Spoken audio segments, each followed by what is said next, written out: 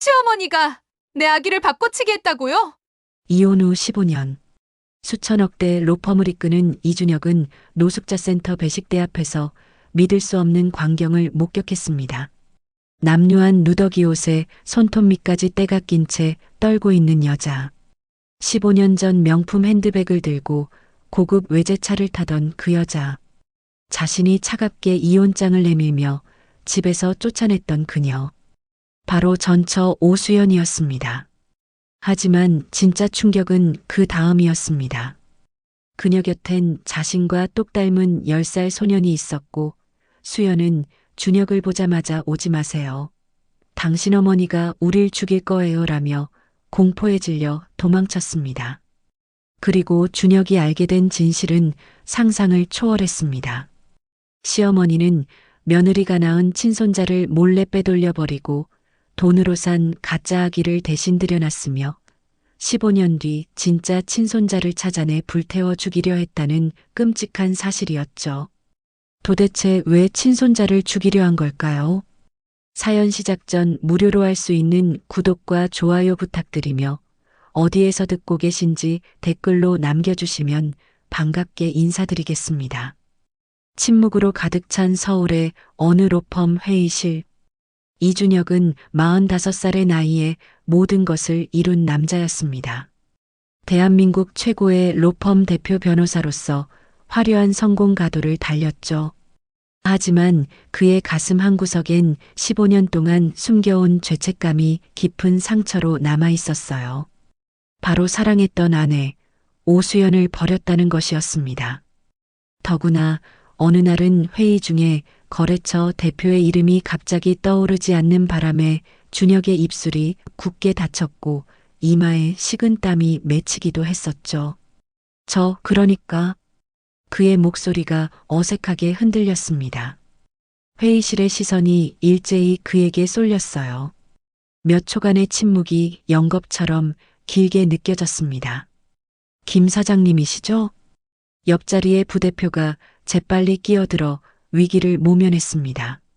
준혁은 고개를 끄덕이며 회의를 마쳤지만 가슴이 철렁 내려앉았어요.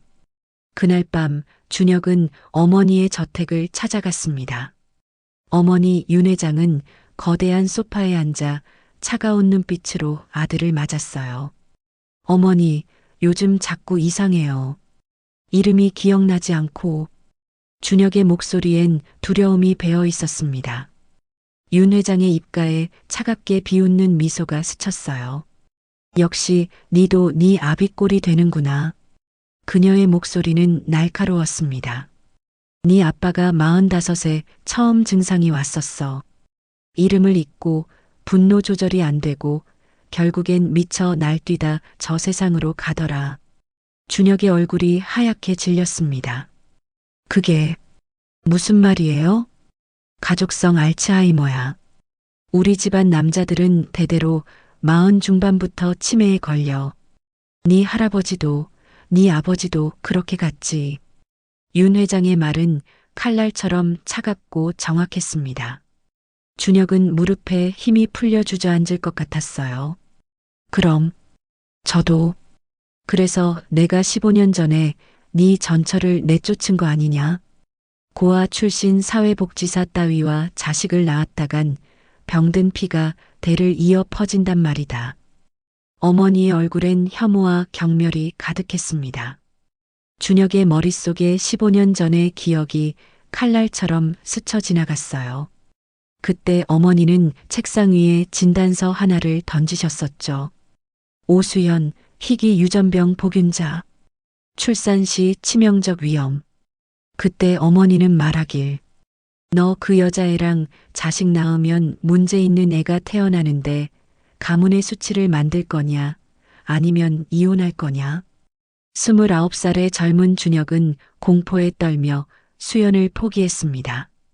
사랑하는 아내를 냉정하게 밀어냈죠. 미안해 수연아.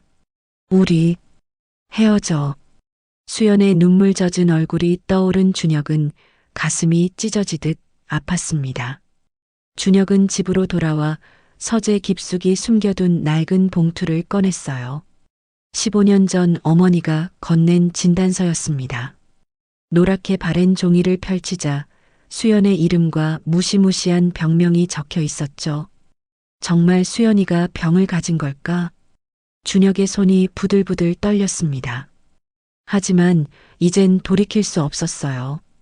15년이 흘렀고 자신에게도 아버지와 같은 증상이 나타나기 시작했으니까요. 저주받은 피. 준혁은 고개를 떨구며 중얼거렸습니다. 며칠 뒤 준혁은 로펌 직원들과 함께 노숙자 센터 봉사활동에 나섰어요. 마음의 죄책감을 조금이라도 덜어보려는 몸부림이었습니다. 하지만 그날 준혁의 인생을 뒤흔들 운명적인 만남이 기다리고 있었죠. 노숙자 센터는 겨울 추위 속에서도 따뜻한 김이 피어오르고 있었습니다. 준혁은 하얀 앞치마를 두르고 배식 봉사를 하고 있었어요. 국자로 따뜻한 국을 떠서 그릇에 담으면서도 그의 마음은 무겁기만 했습니다. 며칠 전 어머니에게 들었던 끔찍한 진실이 머릿속을 떠나지 않았어요. 다음 분, 그릇 내밀어 주세요. 준혁이 고개를 들었을 때였습니다. 그의 손이 공중에서 멈췄어요. 눈앞에 서 있는 여자를 보는 순간 준혁의 심장이 멎을 것 같았습니다. 수연아, 그녀였습니다. 15년 만에 마주한 오수연이었어요. 하지만 준혁이 기억하던 그 모습이 아니었습니다. 한때 맑고 아름다웠던 얼굴은 세월의 무게로 초췌해져 있었어요. 깨끗했던 피부는 거칠어졌고 옷은 남루하기 짝이 없었습니다. 손톱 밑에는 때가 끼어 있었고 머리카락은 엉켜 있었어요. 준혁의 가슴이 찢어지듯 아팠습니다. 네가 어떻게... 수연의 얼굴이 순간 하얗게 질렸습니다. 그녀의 눈에 공포가 스쳤어요. 난... 수연은 그릇도 받지 않고 황급히 뒤로 물러섰습니다. 수연아, 잠깐만. 준혁이 서둘러 앞치마를 벗으며 소리쳤어요. 하지만 수연은 이미 사람들 사이를 비집고 출구 쪽으로 달려가고 있었습니다. 비켜주세요, 비켜주세요. 수연의 목소리는 다급했습니다. 준혁은 배식대를 박차고 그녀를 쫓았어요. 수연아, 제발 멈춰봐. 얘기 좀 하자. 센터 밖 골목길로 뛰어든 준혁의 눈에 수연의 뒷모습이 보였습니다. 그녀는 필사적으로 도망치고 있었어요. 마치 생명이 달린 것처럼 말이죠. 왜 도망가는 거야? 수연아. 준혁의 다리가 더 빨랐습니다. 그가 거의 수연을 따라잡으려는 순간이었어요. 갑자기 좁은 골목 모퉁이에서 작은 그림자가 튀어나왔습니다. 10살쯤 되어 보이는 남자아이였어요. 아이는 깡마른 몸에 낡은 패딩을 걸치고 있었습니다. 엄마. 아이가 수연에게 달려갔어요. 준혁은 그 자리에 얼어붙었습니다.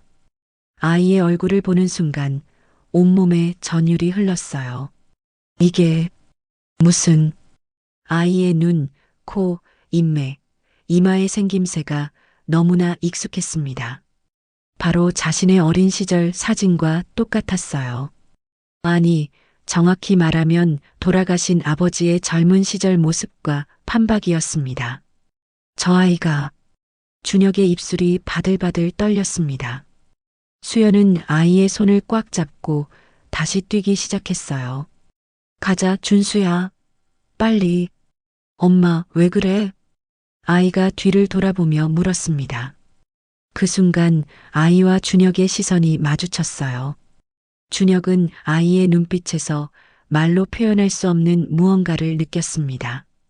핏줄의 연결 같은 것이었죠. 수연아, 저 아이가 누구야?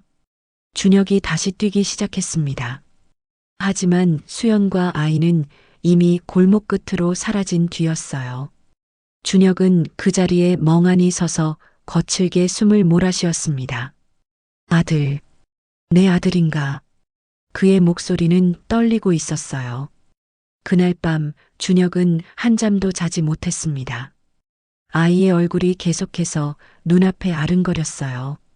15년 전 수연이가 임신했을 수도. 준혁의 머릿속이 복잡하게 얽혔습니다.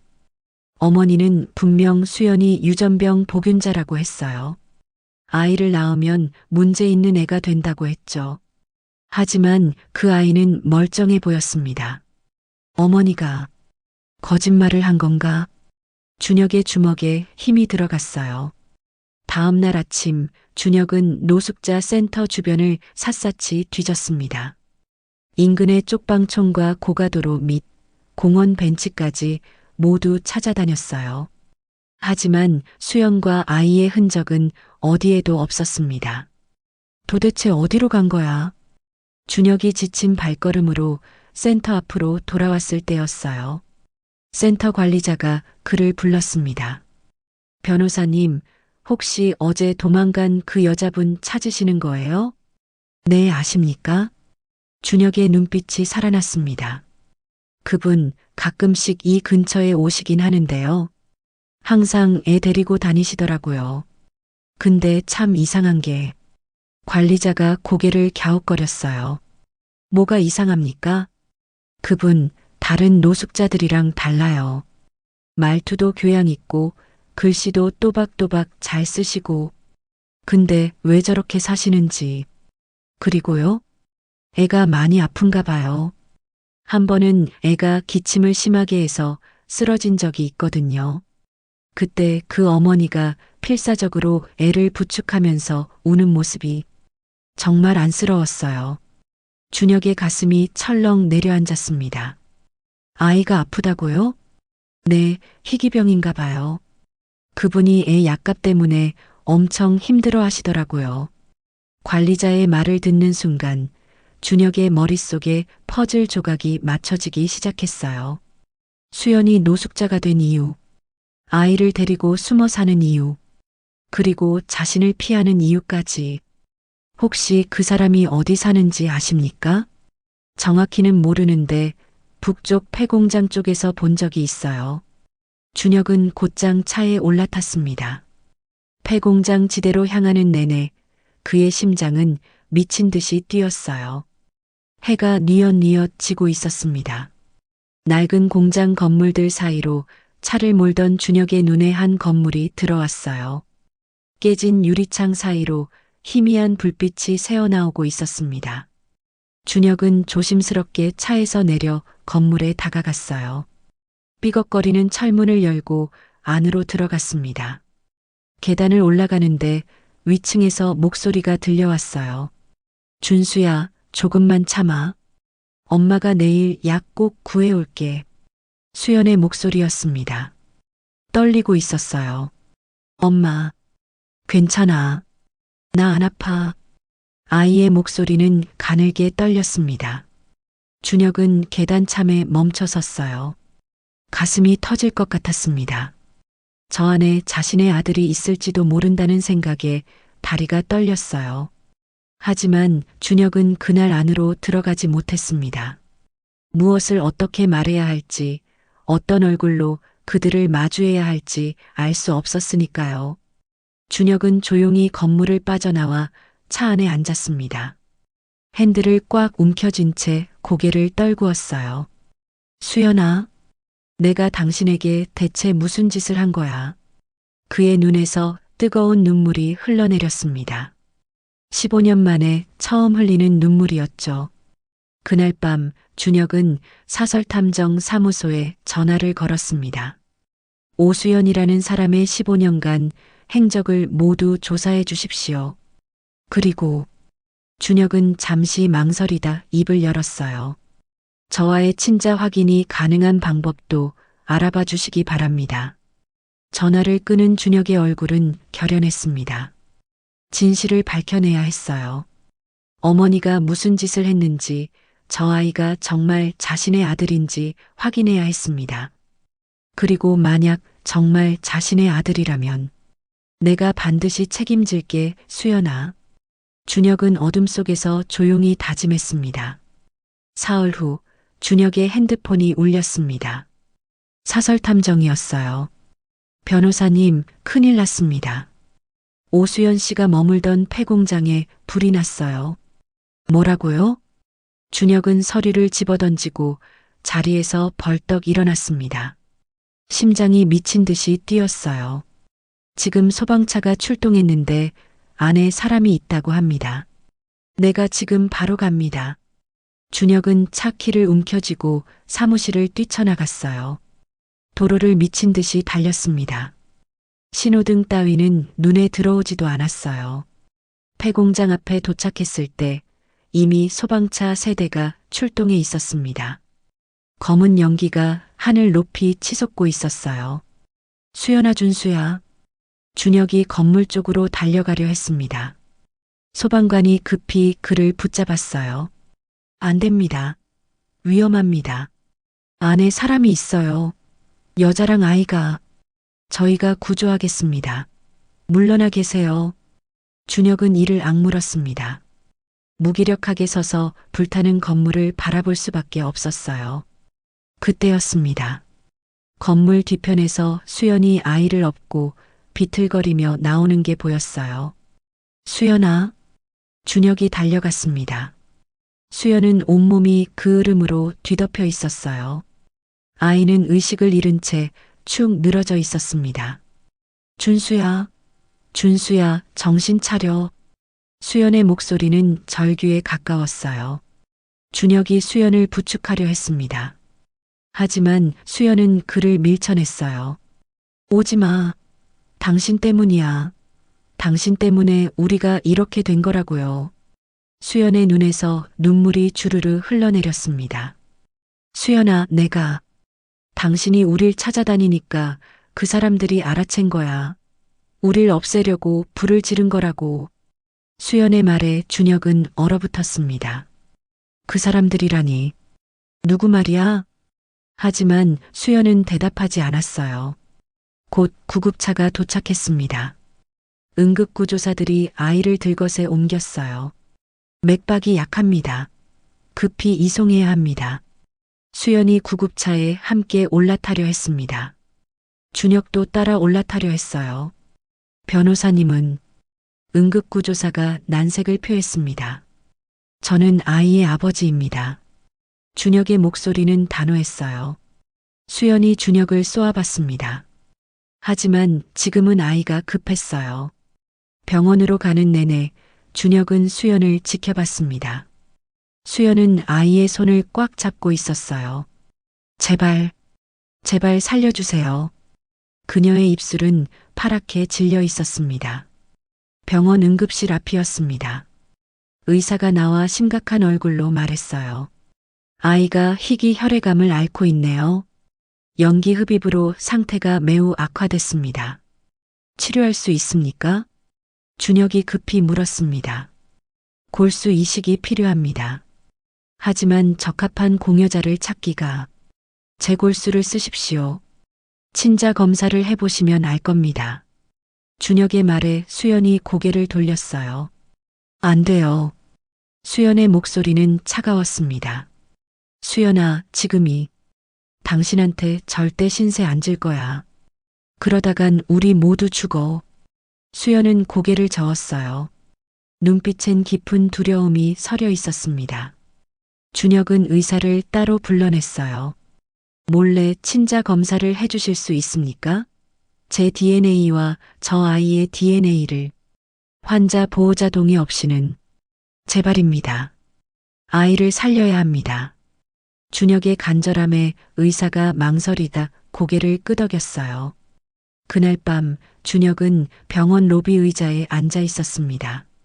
수연은 중환자실 밖 벤치에서 잠들어 있었어요. 준혁이 조용히 다가가 자신의 재킷을 수연에게 덮어줬습니다. 그때 수연의 가방에서 낡은 공책 한 권이 떨어졌어요. 준혁이 주워들었습니다. 공책이 살짝 펼쳐졌어요. 거기엔 빼곡한 숫자와 날짜들이 적혀 있었습니다. 이건.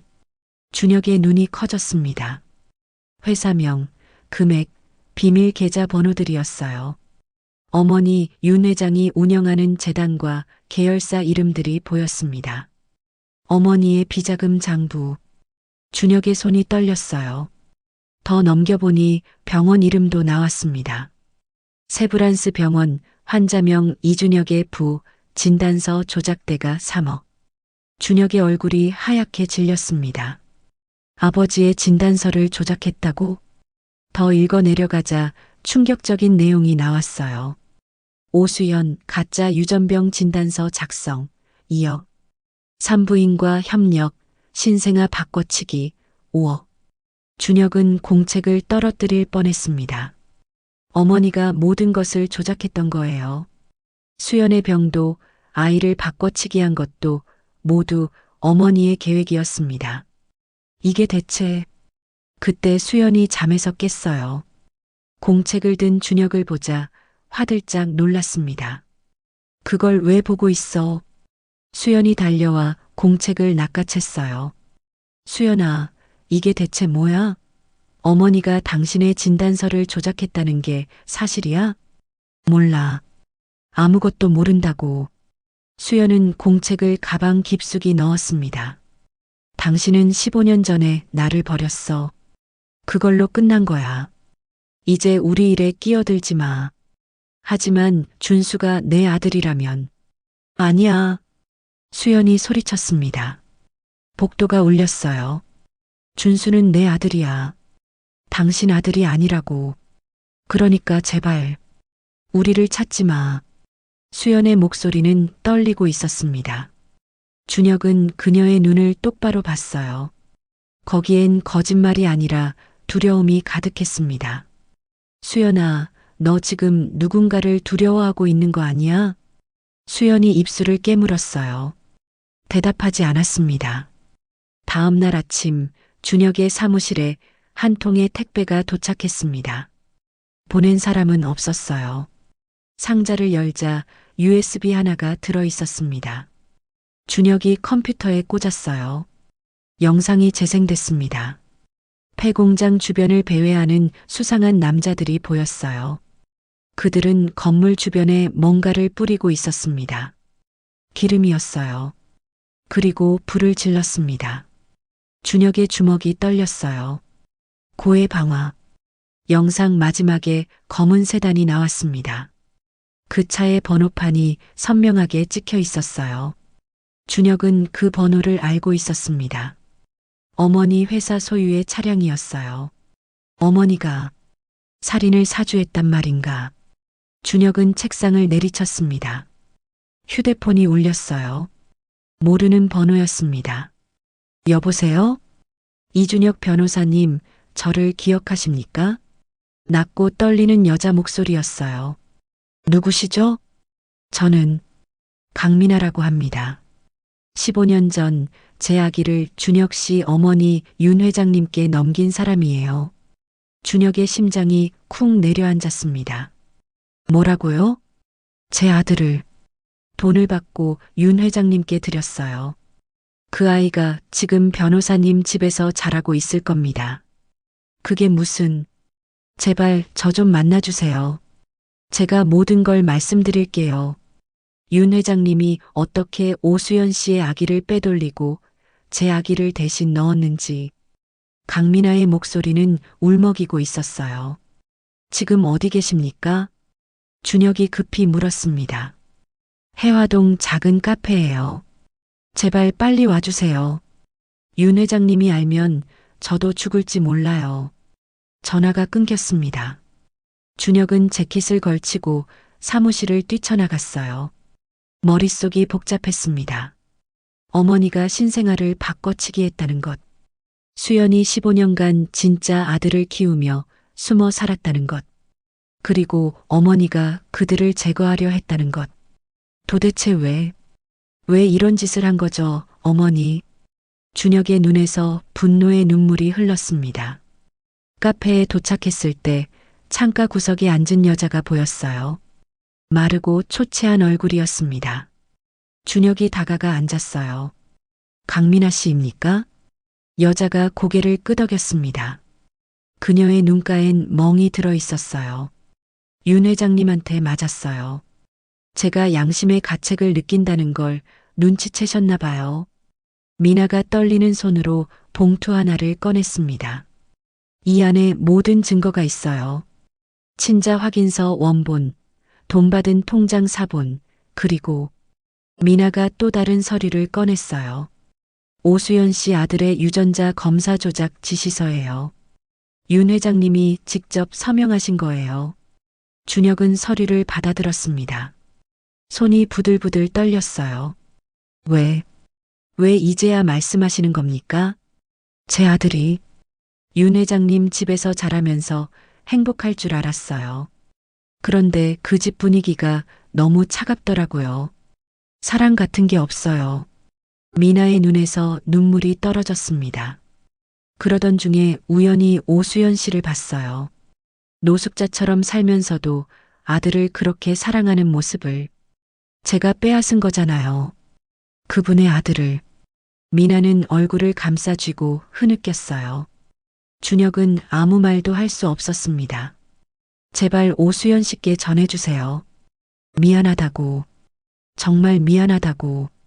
준혁은 서류를 꼭 쥐었어요. 이제 모든 퍼즐이 맞춰졌습니다. 어머니의 악행이 낱낱이 드러났어요. 강민아 씨, 이 증언을 법정에서도 해주실 수 있으세요? 미나가 고개를 끄덕였습니다. 네, 제가 할 수 있는 건 뭐든 할게요. 준혁은 자리에서 일어났어요. 이제 어머니와 정면으로 맞서야 할 시간이었습니다. 준혁은 병원으로 달려갔습니다. 의사를 급히 찾아 물었어요. 친자 검사 결과가 나왔습니까? 의사가 난처한 표정을 지었습니다. 그게, 변호사님, 검사 결과가 좀 이상합니다. 이상하다니요? DNA 일치도가 불일치로 나왔는데요. 그런데 제가 다시 확인해 보니 검사 샘플이 중간에 바뀐 흔적이 있습니다. 준혁의 얼굴이 굳었어요. 샘플이 바뀌었다고요? 네, 누군가 의도적으로 조작한 것 같습니다. 병원 내부에서 압력이 있었던 것 같아요. 준혁은 주먹을 불끈 쥐었습니다. 누구의 압력입니까? 의사가 조심스럽게 입을 열었어요. 윤 회장님 측에서 연락이 왔었습니다. 검사 결과를 특정 방향으로 조정하라고. 그래서 불일치로 조작하신 겁니까? 준혁의 목소리가 차갑게 식었어요. 죄송합니다. 저도 어쩔 수 없었습니다. 윤 회장님의 영향력이. 다시 검사해 주십시오. 이번엔 아무도 모르게. 준혁이 단호하게 말했습니다. 의사가 고개를 끄덕였어요. 준혁은 병원을 나와 차에 앉았습니다. 핸들을 움켜쥔 채 분노로 몸을 떨었어요. 어머니, 도대체 어디까지 가시려는 거예요? 그날 밤 윤 회장은 강민아의 집을 찾아갔습니다. 낡은 빌라 2층 문을 거칠게 두드렸어요. 미나가 문을 열자 윤 회장이 안으로 밀고 들어왔습니다. 회장님. 미나는 뒤로 물러섰어요. 윤 회장의 얼굴은 분노로 일그러져 있었습니다. 네가 감히 내 아들한테 증거를 넘겨? 죄송합니다, 회장님. 죄송하긴 뭐가 죄송해. 윤 회장이 미나의 머리채를 잡았습니다. 벽에 머리를 박았어요. 으악! 미나가 비명을 질렀습니다. 네가 법정에서 증언하면 어떻게 되는지 알아? 윤 회장의 목소리는 차갑게 가라앉아 있었어요. 네 아들, 그 애가 어떻게 되는지 생각해 봤어? 제발 아들만은. 미나가 바닥에 주저앉아 애원했습니다. 윤 회장이 미나의 팔을 세게 비틀었어요. 으윽! 시퍼런 멍이 들었습니다. 내일 경찰 오면 아무것도 모른다고 해. 증거 같은 건 없다고 해. 알았어? 네. 미나는 떨리는 목소리로 대답했어요. 윤 회장은 미나를 발로 밀쳤습니다. 배신자는 이렇게 된다는 거 똑똑히 봐뒀어. 그녀는 집을 나가며 문을 쾅 닫았어요. 미나는 바닥에 주저앉아 흐느꼈습니다. 온몸이 아팠어요. 하지만 더 아픈 건 마음이었습니다. 다음 날 준혁은 강민아에게 연락을 시도했습니다. 하지만 미나는 전화를 받지 않았어요. 문자도 읽지 않았습니다. 준혁은 불안해졌어요. 이때 그의 핸드폰이 울렸습니다. 어머니였어요. 준혁아, 당장 집으로 와라. 윤 회장의 목소리는 차갑고 명령적이었습니다. 지금은 바빠요. 바쁘긴 뭐가 바빠. 당장 오라고 했어. 윤 회장이 소리를 질렀어요. 전화가 끊겼습니다. 준혁은 잠시 망설이다 차를 몰았어요. 어머니의 저택으로 향했습니다. 거실에 들어서자 윤 회장이 소파에 앉아 있었어요. 그녀의 얼굴은 차갑게 굳어 있었습니다. 앉아라. 준혁은 맞은편 소파에 앉았어요. 무슨 일로 부르신 거예요? 네가 요즘 뭐하고 다니는지 내가 다 안다. 윤 회장의 눈빛이 날카로웠어요. 그 노숙자년 찾아다니지? 준혁의 턱에 힘이 들어갔습니다. 수연이 말이에요? 그래, 그년. 15년 전에 내가 깔끔하게 정리했어야 했는데 아직도 살아서 기어다니더라. 윤 회장이 비웃듯 말했어요. 준혁의 주먹에 힘이 들어갔습니다. 어머니가 폐공장에 불을 지르신 거예요? 그래, 내가 지시했다. 그년과 그 아들 자식을 없애려고. 윤 회장은 태연하게 인정했어요. 준혁은 믿을 수 없다는 듯 어머니를 바라봤습니다. 어머니, 어떻게 그런 끔찍한 짓을. 끔찍하긴 뭐가 끔찍해. 우리 가문의 비밀을 지키기 위해서 당연히 해야 할 일이었어. 윤 회장이 소리쳤습니다. 그녀의 눈엔 광기가 서려 있었어요. 그 아이가 제 아들이에요? 준혁이 조용히 물었습니다. 윤 회장의 입가에 냉소가 떠올랐어요. 네 아들, 천만에. 그 어린 자식은 오수연 그년이 어디서 주워온 자식이야. 거짓말 마세요. 그 아이가 저를 닮았어요. 닮긴 뭘 닮아? 네가 착각하는 거야. 윤 회장이 책상 서랍을 열어 서류를 꺼냈어요. 친자 검사 결과지였습니다. 봐라, 불일치라고 나와 있잖아. 니랑 그 애는 아무 상관도 없어. 준혁은 그 서류를 받아들었습니다. 조작된 결과라는 걸 알고 있었어요. 그럼 집에 있는 아이는요? 제 진짜 아들이에요? 그래, 그 애가 네 진짜 아들이지. 오수연이 낳은 애야. 윤 회장이 거짓말을 했습니다.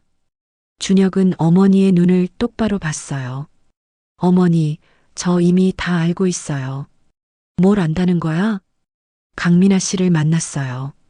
15년 전 어머니께서 아이를 바꿔치기 한 것도 수연이의 진단서를 조작한 것도 다 알아요. 윤 회장의 얼굴이 순간 굳었습니다. 하지만 곧 냉소를 띄었어요. 그래서 네가 뭘 어쩔 건데? 법정에 서시게 할 거예요. 준혁의 목소리는 단호했어요. 윤 회장이 비웃었습니다. 법정? 네가 감히 날 법정에 세운다고? 그녀가 자리에서 일어나 준혁에게 다가왔어요. 네가 나를 고소하는 순간 네도 끝이야. 우리 가문이 알츠하이머 비밀이 세상에 알려지면 로펌은 망하고 네 인생도 끝난다. 그래도 할 거예요. 준혁도 자리에서 일어났어요. 두 사람이 마주 섰습니다. 게다가 네 증거가 뭐가 있어? 강민아 그년 말. 윤 회장이 핸드폰을 꺼내 전화를 걸었어요. 스피커폰으로 돌렸습니다. 여보세요. 강민아의 떨리는 목소리가 들렸어요. 미나야, 나야. 회장님. 우리 어제 무슨 얘기했지? 네가 입 놀리면 네 아들이 어떻게 되는지 알지? 죄송합니다. 내일 경찰 오면 아무것도 모른다고 해. 알았어? 네. 알겠습니다. 전화가 끊겼습니다. 윤 회장이 준혁을 보며 비웃었어요. 맞지? 증인 따윈 없어. 네가 뭘 어떻게 하든 내 손바닥 아니야. 준혁의 주먹이 떨렸습니다. 어머니, 어떻게 이렇게까지? 난 더 많은 것도 할 수 있어. 윤 회장이 준혁의 어깨를 쳤어요. 준혁아, 정신 차려. 니도 우리 집안 피를 물려받았어. 이미 증상이 시작됐잖아. 무슨, 요즘 로펌에서 네가 어떻게 행동하는지 다 보고받았어. 갑자기 화내고 폭력적으로 변하고 네 아버지랑 똑같아. 준혁의 얼굴이 창백해졌어요. 그러니까 순순히 내 말 들어. 너 해외 지사로 발령 가. 조용히 치료받으면서 살아. 그럼 수연이와 아이는요? 신경 꺼. 내가 알아서 처리할 테니까. 윤 회장의 목소리는 냉혹했습니다. 처리라니. 또 죽이시려는 거예요? 필요하다면. 윤 회장은 대답했어요. 아무렇지도 않다는 듯이요. 준혁은 더 이상 참을 수 없었습니다. 어머니는 더 이상 제 어머니가 아니에요. 그는 돌아서서 집을 나왔어요. 운전대를 잡은 손이 부들부들 떨렸습니다. 병원으로 향했어요. 수연을 만나야 했습니다. 병원 중환자실 앞에 수연이 있었어요. 창문 너머로 아이를 바라보고 있었습니다. 수연아. 준혁이 조심스럽게 다가갔어요. 수연이 고개를 돌렸습니다. 왜 또 왔어? 수연아, 나 모든 걸 알게 됐어. 준혁이 강민아에게 받은 서류를 꺼냈어요. 이게 뭔데? 친자 확인서 원본이야. 그리고 어머니가 신생아를 바꿔치기 한 증거야. 수연의 손이 떨렸습니다. 서류를 받아 읽기 시작했어요. 눈이 점점 커졌습니다. 이게 정말, 그래, 모두 사실이야. 준수는 내 친아들이야. 그리고 지금 내 집에 있는 아이는 강민아 씨의 아들이었구나. 수연의 눈에서 눈물이 떨어졌어요. 15년. 15년을 이렇게. 그녀는 주저앉았습니다. 준혁이 그녀를 부축했어요. 수연아, 미안해. 나도 몰랐어. 어머니가 이런 끔찍한 짓을 저질렀는지. 당신 잘못이 아니야. 수연이 고개를 저었어요. 당신도 속은 거잖아. 나처럼. 둘은 한동안 말없이 앉아 있었습니다. 수연아, 그 공책. 비밀 장부 말이야. 준혁이 조심스럽게 말을 꺼냈어요. 그게 왜? 그걸 증거로 쓸 수 있을 것 같아. 어머니를 막으려면. 수연이 가방에서 공책을 꺼냈어요. 이것 때문에 15년을 도망 다녔어. 어떻게 이걸 갖고 있었어? 이혼하기 며칠 전이었어. 시어머니 서재에서 우연히 발견했지. 그때는 뭔지 몰랐어. 수연이 공책을 쓰다듬었습니다. 근데 이혼 후에 다시 보니까 이게 엄청난 거더라고. 비자금, 뇌물, 병원 비리. 그래서 숨어 살았던 거야? 응, 시어머니가 이걸 찾고 있다는 걸 알았어. 이걸 돌려주면 준수를 죽일 거고 안 돌려주면 나를 죽이겠지. 수연의 목소리는 담담했어요.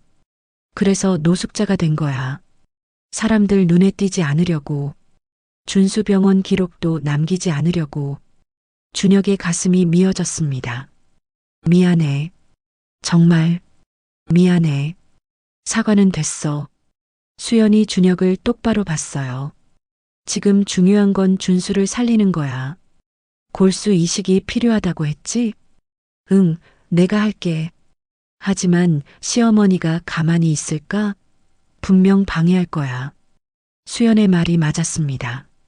준혁도 그걸 알고 있었어요. 그럼 어머니를 먼저 무력화시켜야 해. 어떻게? 로펌 이사회가 있어. 다음 주에. 거기서 어머니의 경영권을 정지시킬 거야. 준혁의 눈빛이 결연했어요. 이 비밀 장부와 강민아 씨 증언, 그리고 방화 증거까지 있으면 가능할 거야. 수연이 잠시 망설였어요. 강민아 씨가 정말 증언할까? 시어머니가 협박했잖아. 내가 설득해 볼게. 준혁이 자리에서 일어났어요. 수연아, 조금만 더 견뎌줘. 내가 반드시 준수를 살리고 어머니를 막을게. 수연이 고개를 끄덕였습니다. 고마워. 준혁 씨. 15년 만에 처음으로 수연이 준혁의 이름을 불렀어요. 준혁의 눈시울이 뜨거워졌습니다. 다음 날 준혁은 강민아의 집을 찾아갔습니다. 낡은 빌라 2층이었어요. 초인종을 눌렀습니다. 문이 조심스럽게 열렸어요. 누구세요? 강민아의 얼굴이 반쯤 보였습니다. 저 변호사 이준혁입니다. 안 돼요. 가세요. 미나가 문을 닫으려 했어요. 준혁이 문을 막았습니다. 강민아 씨, 제발 얘기 좀 합시다. 윤 회장님이 제 아들을 해칠 거예요. 전 증언 못해요. 아드님을 지켜드리겠습니다. 제가 법적으로 보호하겠습니다. 어떻게요? 윤 회장님은 너무 강력해요. 미나의 목소리는 절망적이었어요. 저도 윤 회장의 아들입니다. 제가 아는 걸 다 동원하겠습니다. 준혁이 미나의 눈을 똑바로 봤어요. 미나 씨, 이번이 마지막 기회입니다. 우리가 함께 싸우지 않으면 모두 죽습니다. 미나가 떨리는 손으로 문을 열었어요. 들어오세요. 둘은 거실에 마주 앉았습니다. 제 아들, 정말 지켜주실 수 있어요? 네, 약속드립니다. 준혁이 단호하게 말했어요. 미나가 한숨을 깊이 쉬었습니다. 알겠어요. 그럼 증언할게요. 법정에서든 어디서든. 고맙습니다. 하지만 한 가지 부탁이 있어요. 무슨 부탁이죠? 제 아들을 한 번만이라도 보고 싶어요. 미나의 목소리가 떨렸어요. 15년간 준혁 씨 집에서 자란 제 아들이요. 전 돈 받고 아들을 팔았어요. 엄마 자격도 없지만 그래도 한 번만. 미나는 얼굴을 감싸쥐고 울었습니다. 그리고 나중에라도 제 아들한테 진실을 알려주고 싶어요. 제가 얼마나 미안한지. 준혁은 고개를 끄덕였습니다. 그렇게 하겠습니다. 모든 준비가 끝났어요. 이제 마지막 전쟁만 남았습니다. 그리고 준혁은 아버지의 진료 기록을 찾기 위해 오래된 병원 자료실로 향했습니다. 먼지가 쌓인 서가를 뒤지며 15년 전 기록을 찾았어요. 손이 떨렸습니다. 아버지, 이준호의 이름이 적힌 두꺼운 파일을 발견했죠. 아버지, 준혁은 파일을 펼쳤어요. 첫 장에는 급성 뇌출혈이라고 적혀 있었습니다. 하지만 뒤로 넘기자 놀라운 내용이 나왔어요. 환자, 극심한 폭력성 발현, 간호사 폭행, 망상 증세 심화, 가족 알아보지 못함, 야간 배회 증가, 구속 필요. 준혁의 손에서 파일이 떨어질 뻔했습니다. 이건 뇌출혈 환자의 기록이 아니었어요. 말기 치매 환자의 기록이었습니다. 더 넘기자 봉인된 페이지가 나왔어요. 빨간 스티커가 붙어 있었습니다. 열람 금지, 윤 회장 지시. 준혁은 스티커를 뜯어냈습니다. 거기엔 끔찍한 내용이 적혀 있었어요. 환자, 알츠하이머 말기 증상 확인. 유전자 검사 결과 가족성 알츠하이머 양성. 윤 회장 요청으로 사인을 뇌출혈로 변경. 대가 10억? 준혁의 온몸이 얼어붙었습니다. 아버지가 알츠하이머로 돌아가셨구나. 그리고 어머니는 그 사실을 숨겼던 거예요. 가문의 비밀을 지키기 위해서요. 준혁은 파일을 들고 병원을 나왔습니다. 머릿속이 복잡했어요. 아버지의 마지막 모습이 상상됐습니다. 가족도 알아보지 못하고 폭력적으로 변해서 구속당한 채 그게 내 미래인가. 준혁의 눈앞이 흐려졌어요. 로펌으로 돌아가는 길이었습니다. 갑자기 앞차가 급정거를 했어요. 준혁도 급히 브레이크를 밟았습니다. 하지만 머릿속이 하얗게 비었어요. 몇 초간 자신이 어디 있는지도 몰랐습니다. 이게 또 식은땀이 흘렀어요. 증상이 점점 심해지고 있었습니다. 로펌에 도착했을 때는 오후 늦은 시간이었어요. 회의실에서 임시 이사회가 열리고 있었습니다. 준혁이 문을 열고 들어갔어요. 죄송합니다. 늦었습니다. 이사들이 그를 쳐다봤습니다. 표정들이 심상치 않았어요. 이 대표님 앉으시죠. 부대표가 말했습니다. 준혁은 자리에 앉았어요. 오늘 회의 안건이 뭡니까? 그게 대표님에 관한 건입니다. 부대표가 난처한 표정을 지었어요. 저에 관한 건이라니요? 최근 대표님의 행동이 좀 이상하다는 제보가 들어왔습니다. 한 이사가 서류를 내밀었어요. 거기엔 준혁의 최근 행적이 적혀 있었습니다. 회의 중 갑작스런 기억상실, 폭언, 난폭한 행동들이 나열되어 있었어요. 이건 과장된 겁니다. 준혁이 반박했습니다. 과장이라고요? 지난주 김 이사님한테 소리 지르신 거 우리 다 봤는데요. 다른 이사가 말했어요. 준혁의 머릿속이 멍해졌습니다. 지난주 회의가 기억나지 않았어요. 정말로 소리를 질렀던 걸까요? 저는 그런 적 없습니다. 대표님, 솔직히 말씀하세요. 건강에 문제가 있으신 거 아닙니까? 준혁의 얼굴이 창백해졌어요. 그때 회의실 문이 열렸습니다. 윤 회장이 들어왔어요. 어머니, 준혁이 자리에서 일어났습니다. 앉아. 윤 회장의 목소리는 차갑고 위압적이었어요. 그녀는 상석에 앉았습니다. 여러분, 제가 직접 말씀드리겠습니다. 제 아들 준혁이는 지금 심각한 병을 앓고 있어요. 어머니, 무슨 소리예요? 준혁이 소리쳤습니다. 조용히 해. 윤 회장이 손을 들었어요. 우리 집안은 대대로 가족성 알츠하이머를 알아왔어요. 준혁이 아버지도 그 병으로 돌아가셨죠. 이사들의 얼굴이 굳었습니다. 그리고 지금 준혁이한테도 증상이 나타나고 있어요. 기억력 감퇴, 폭력성 증가. 거짓말이에요. 저는 괜찮아요. 준혁이 책상을 쳤습니다. 쾅 소리가 회의실에 울렸어요. 이사들이 뒤로 물러났습니다. 준혁은 자신의 행동에 놀랐어요. 왜 갑자기 화가 났는지 몰랐습니다. 통제가 안 됐어요. 보세요, 여러분.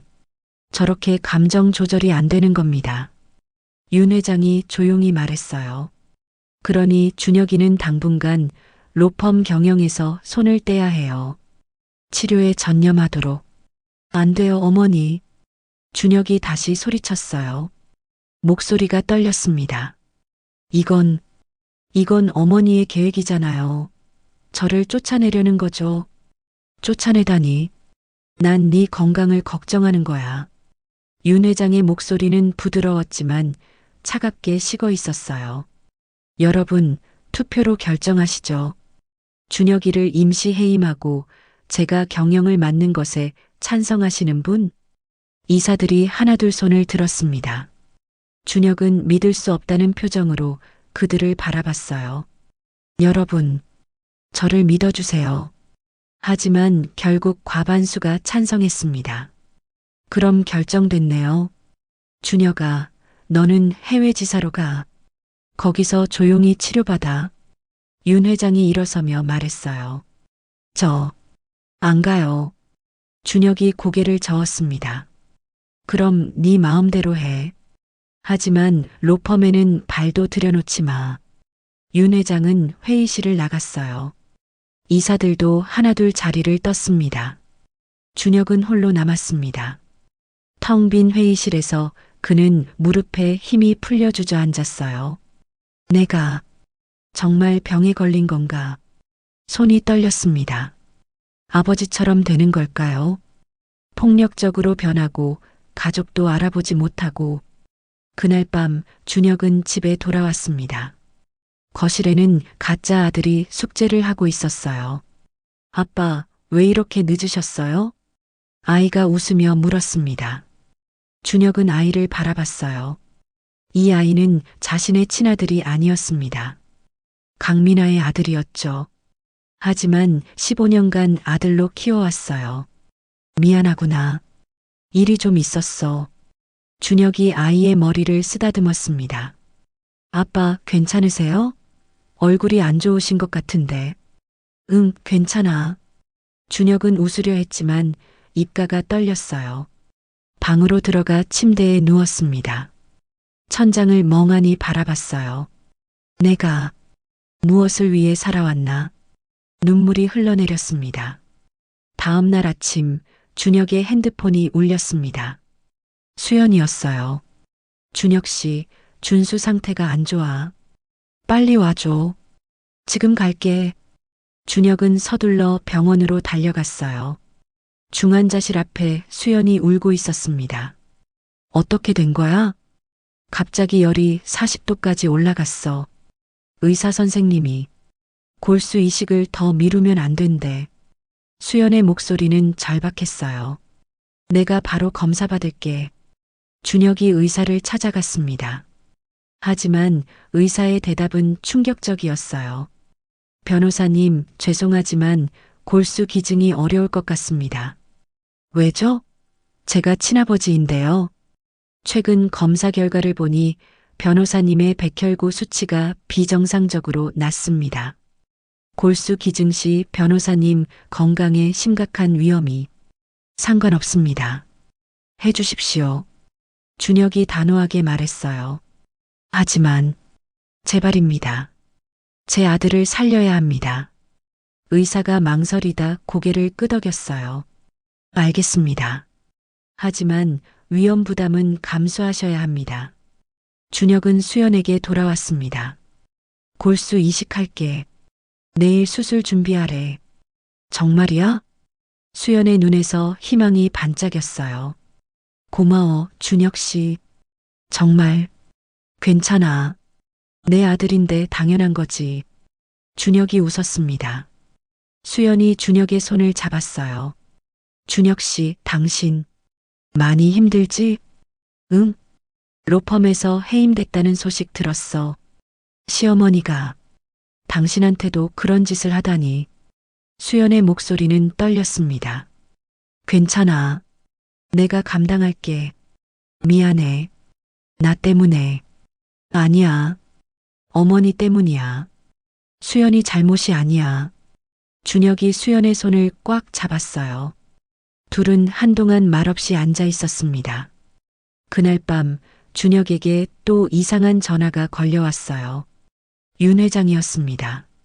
준혁아, 무슨 일이에요, 어머니? 골수 이식하지 마. 윤 회장의 목소리는 차갑게 가라앉아 있었어요. 무슨 소리예요? 그 못난 자식 살려봤자 우리 집안 수치만 늘어난다. 그냥 죽게 놔둬. 어머니, 준혁이 소리쳤습니다. 네가 골수 기증하면 몸 상하는 거 알지? 네 지금도 알츠하이머 진행 중인데 더 악화될 거야. 상관없어요. 상관없긴 뭐가 없어. 네가 쓰러지면 로펌은 어떻게 하고. 로펌 따위 관심 없어요. 준혁의 목소리가 떨렸어요. 저는 이제 어머니 말 안 들어요. 제가 하고 싶은 대로 할 거예요. 네가 감히. 네, 감히 할 거예요. 어머니가 저한테 한 것처럼 저도 어머니를 배신할 거예요. 준혁은 전화를 끊었습니다. 손이 떨렸지만 마음은 단단했어요. 다음 날 새벽 골수 이식 수술이 시작됐습니다. 준혁은 수술대에 누워 있었어요. 마취가 시작되기 전 창문 너머로 수연이 보였습니다. 손을 모으고 기도하고 있었어요. 수연아. 준혁의 입가에 미소가 번졌습니다. 15년 만에 느끼는 평화로움이었어요. 이렇게라도 속죄할 수 있다면. 의식이 흐려졌습니다. 수술은 5시간이 걸렸어요. 준혁이 깨어났을 때는 회복실이었습니다. 온몸이 아팠지만 마음은 편안했어요. 준혁 씨, 수연이 달려왔습니다. 수술 잘 됐어. 준수한테 골수 이식 성공했대. 정말이야? 준혁의 눈에서 눈물이 흘렀어요. 응, 이제 회복만 하면 돼. 의사 선생님이 완치 가능하대. 수연도 울고 있었습니다. 준혁은 수연의 손을 잡았어요. 다행이네. 정말 다행이다. 그의 목소리는 가늘게 떨렸습니다. 하지만 행복했어요. 드디어 아들을 지킬 수 있었으니까요. 복도 끝에서 누군가 그들을 지켜보고 있었습니다. 윤 회장이었어요. 그녀의 얼굴은 차갑게 굳어 있었습니다. 쓸데없는 짓을. 그녀는 돌아섰어요. 핸드폰을 꺼내 누군가에게 전화를 걸었습니다. 계획 앞당겨. 지금 당장 걔를 데려와. 차가운 명령이었습니다. 윤 회장의 마지막 계획이 시작되고 있었어요. 골수 이식 후 일주일이 지났습니다. 준수의 상태는 조금씩 나아지고 있었어요. 준혁은 매일 병원을 찾아 아들을 지켜봤습니다. 어느 날 오후였어요. 수연이 복도에서 누군가와 이야기하고 있었습니다. 준혁이 다가가자 그 여자가 보였어요. 강민아였습니다. 하지만 그녀의 얼굴은 처참했어요. 왼쪽 눈 주위가 시퍼렇게 멍들어 있었고 입술은 터져 있었습니다. 미나 씨, 준혁이 놀라 달려갔어요. 무슨 일이에요? 누가 이렇게... 강민아는 고개를 숙였습니다. 눈물이 뚝뚝 떨어졌어요. 윤 회장님이요. 뭐라고요? 제가 변호사님한테 증거를 넘긴 거 알아채셨나 봐요. 미나의 목소리는 떨렸습니다. 어젯밤에 찾아오셔서 저한테 이러셨어요. 그녀가 소매를 걷어 올렸어요. 팔에도 시퍼런 멍 자국이 가득했습니다. 준혁의 주먹이 떨렸어요. 어머니가 직접, 네, 직접 때리셨어요.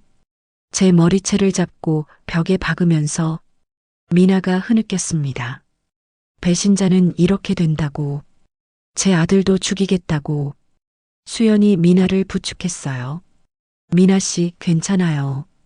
이제 안전할 거예요. 아니에요. 안 괜찮아요.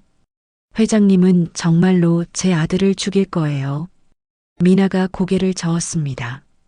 제 아들이 지금 준혁 씨 집에 있잖아요. 회장님이 그 애를 데려가겠대요. 준혁의 얼굴이 굳었어요. 뭐라고요? 언제요? 오늘 밤이요. 회장님이 사람들을 보내서 강제로 데려갈 거래요. 그럴 순 없어요. 준혁이 급히 핸드폰을 꺼냈습니다. 집에 전화를 걸었어요. 하지만 아무도 받지 않았습니다. 안 받네요. 준혁의 손이 떨렸어요. 어쩌면 이미 빨리 가보세요.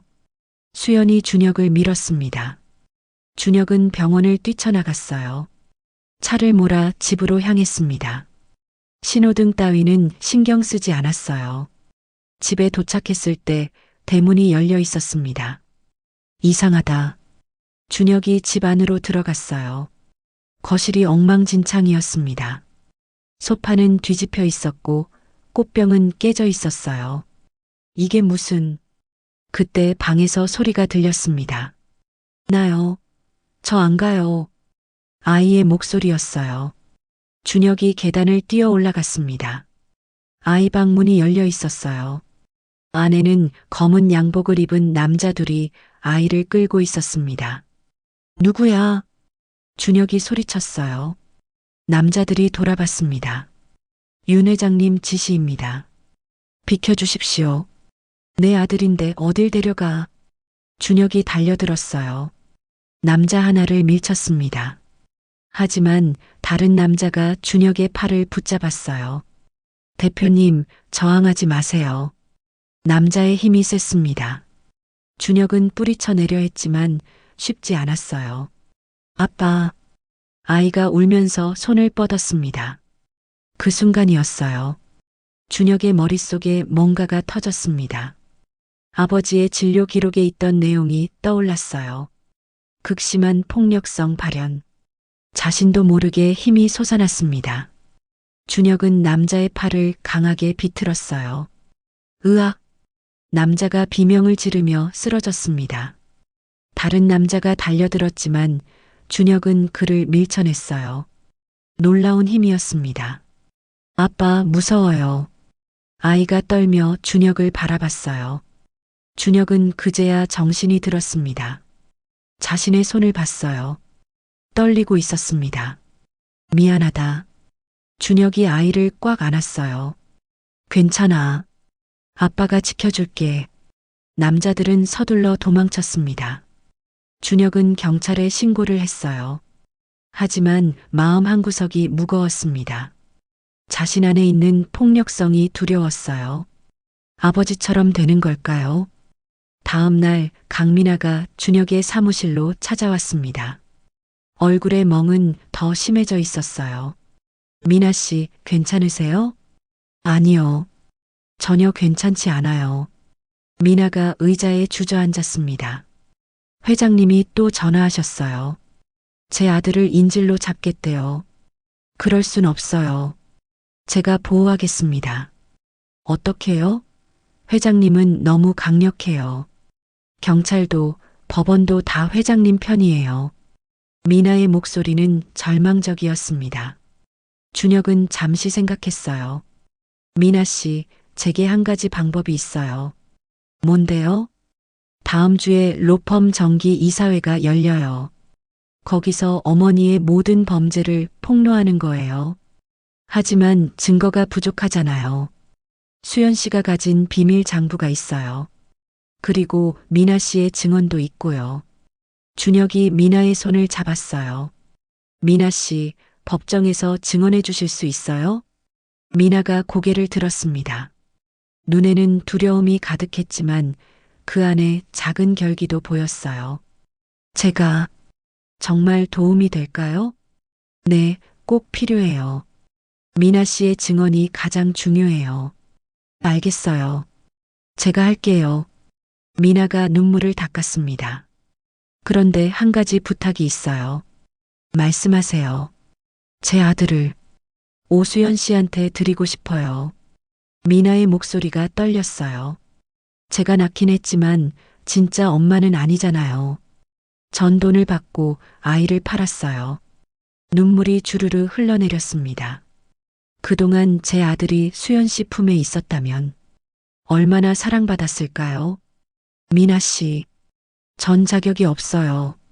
엄마가 될 자격이. 차라리 수연 씨가 두 아들을 다 키우는 게 나을 것 같아요. 미나는 얼굴을 감싸쥐고 울었어요. 준혁은 아무 말도 할 수 없었습니다. 그날 저녁 준혁은 수연을 만났습니다. 조용한 카페였어요.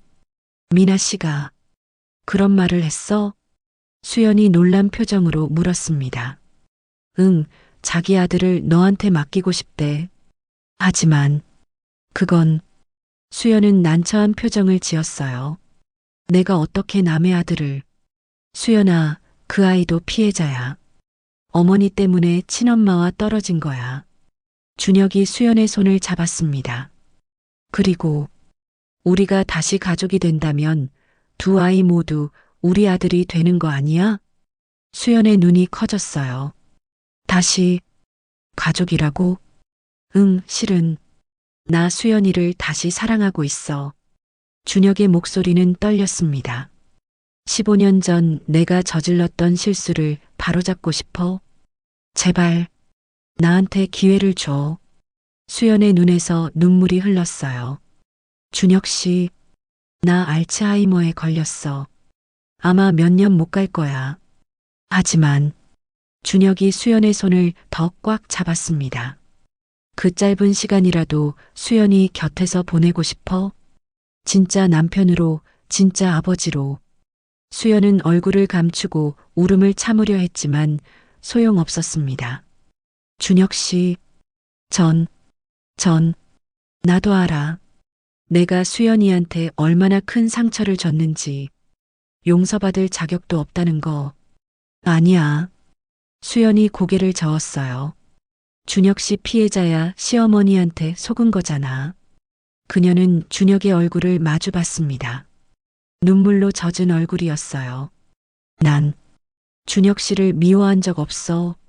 15년 내내 그리웠어. 수연아, 다만 준수를 지켜야 했어. 시어머니가 준수를 해칠까봐. 그래서 도망 다녔던 거야. 수연이 눈물을 닦았습니다. 이제는 준수도 안전해졌지? 응, 제가 지킬 거야. 수연이도 준수도 모두 지킬 거야. 준혁이 수연을 껴안았어요. 15년 만에 포옹이었습니다. 수연도 준혁을 꽉 안았어요. 둘은 한동안 말없이 서로를 안고 있었습니다. 며칠 후 강민아가 다시 연락을 해왔습니다. 준혁 씨, 큰일이에요. 목소리가 다급했어요. 무슨 일이에요? 회장님이 제 아들을 데려갔어요. 뭐라고요? 준혁의 심장이 쿵 내려앉았습니다. 언제요? 오늘 아침이요. 학교 가는 길에 차로 데려갔대요. 지금 어디 계세요? 회장님 집 앞이에요. 근데 경비가 안 들여보내줘요. 준혁은 급히 차에 올랐습니다. 어머니의 저택으로 향했어요. 도착했을 때 미나가 대문 앞에서 울고 있었습니다. 미나 씨, 준혁 씨, 미나가 달려왔어요. 제 아들을 돌려받아야 해요. 회장님이 해외로 보내버린대요. 제가 들어가 볼게요. 준혁이 대문 앞으로 갔습니다. 경비가 막아섰어요. 대표님, 회장님께서 면회를 거부하셨습니다. 내 집이야. 비켜. 준혁이 경비를 밀치고 들어갔습니다. 현관문을 열고 거실로 들어섰어요. 윤 회장이 소파에 앉아 있었습니다. 옆에는 미나의 아들이 울고 있었어요. 어머니, 준혁이 소리쳤습니다. 왜 아이를 데려온 거예요? 내 손자니까. 윤 회장이 차갑게 대답했어요. 손자는 무슨 손자요? 이 아이는 미나 씨 아들이에요. 그래도 15년간 우리 집에서 컸잖아. 내 손자나 마찬가지야. 윤 회장이 아이를 끌어당겼어요. 할머니, 무서워요. 아이가 떨며 말했습니다. 준혁은 참을 수 없었어요. 달려가서 아이를 어머니로부터 떼어냈습니다. 이러지 마세요, 어머니. 손 놔. 윤 회장이 소리쳤어요. 그녀의 얼굴은 일그러져 있었습니다. 네가 내 말 안 들으니까 이렇게라도 하는 거야. 네가 그 노숙자년이랑 손잡고 날 배신하니까. 배신이 아니에요. 진실을 밝히는 거예요. 진실? 무슨 진실이 있어. 그냥 우리 집안 비밀을 세상에 알리고 싶은 거지. 윤 회장의 목소리는 히스테리컬했어요. 어머니가 저지른 범죄를 더 이상 숨길 수 없어요. 준혁이 아이를 품에 안았습니다. 다음 주 이사회에서 모든 걸 폭로할 거예요. 감히. 윤 회장이 준혁에게 달려들었어요. 준혁의 뺨을 때렸습니다. 따끔한 통증이 느껴졌어요. 하지만 준혁은 피하지 않았습니다. 때리세요. 더 때리세요. 하지만 전 이미 결심했어요. 준혁의 눈빛은 흔들리지 않았습니다. 어머니를 막을 거예요.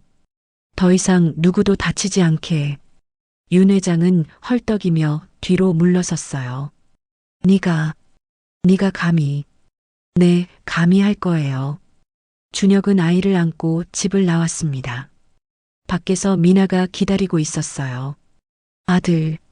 미나가 달려와 아이를 안았습니다. 엄마. 아이가 미나의 품에서 울었어요. 준혁은 그 모습을 지켜봤습니다. 가슴이 뭉클했어요. 미나 씨, 이제 안전할 거예요. 고마워요, 준혁 씨. 정말. 미나가 고개를 숙였습니다. 그리고 약속 지킬게요. 다음 주 이사회에서 모든 걸 증언할게요. 고마워요, 미나 씨. 준혁이 미나의 어깨를 두드렸어요. 이제 마지막 전쟁만 남았습니다. 다음 주 이사회. 그곳에서 모든 게 결정될 거예요. 드디어 로펌 정기 이사회 날이 밝았습니다. 준혁은 새벽부터 잠을 이루지 못했어요. 오늘이 모든 것을 바꿀 날이었습니다. 수연에게 전화를 걸었어요. 수연아, 준비됐어? 응, 나 지금 준수 병실 앞이야. 준수 상태도 많이 좋아졌어. 수연의 목소리는 떨렸지만 단단했습니다. 비밀 장부는 갖고 있지? 응, 여기 있어. 걱정 마. 수연아, 무서우면 안 와도 돼. 내가 혼자. 아니야. 수연이 준혁의 말을 잘랐어요. 우리 함께 싸우기로 했잖아. 나 꼭 갈 거야. 준혁의 가슴이 뜨거워졌습니다. 고마워, 수연아. 우리 준수를 위해서라도 해야지. 시어머니를 막아야 준수가 안전할 거야. 둘은 잠시 침묵했어요. 준혁아, 응? 오늘 잘 될 거야. 우리 꼭 이길 거야. 그래, 우리가 이긴다. 전화를 끊고 준혁은 옷을 입었습니다. 가장 단정한 양복을 골랐어요. 거울을 봤습니다. 얼굴은 수척했지만 눈빛만큼은 살아있었어요. 아버지, 저 지켜봐 주세요.